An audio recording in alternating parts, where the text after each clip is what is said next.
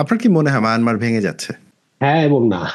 তো আমি এটা কেন বলি, আসলে আপনি যদি ওয়েস্টার্ন মিডিয়ার ন্যারেটিভ পড়েন, আপনার কাছে মনে হবে যে হ্যাঁ মায়ানমার আপনার আগামী 3 মাসের মধ্যে ভেঙে যাচ্ছে।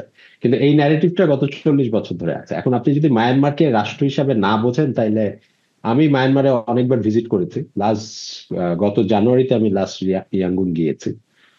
এখানে একটা, আমি আমি জিও পলিটিক্যাল বা মানে জিও মিলিটারি স্ট্র্যাটেজিস্ট না, বাট আমি মিলিটারি স্ট্র্যাটেজিস্টদের সাথে যখন কথা বলেছি তখন দেখেছি যে তারা একটা বিষয়ের উপর জোর দেয়, যে Myanmar is a very multi ethnic country, but এখানে একটা বড় বিষয় হচ্ছে এখানে যে বামান গ্রুপটা, যেটা যারা বার্মিজ বলে পরিচিত, তারাই মূলত রাষ্ট্রটাকে কন্ট্রোল করে এবং তারা একটা মেজরিটি অফ দ্য এথনিসিটি।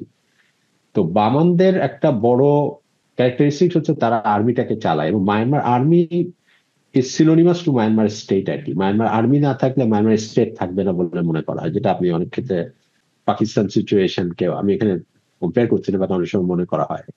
মায়ানমারের army is basically is a Bamar বা বার্মিজ মেজরিটি।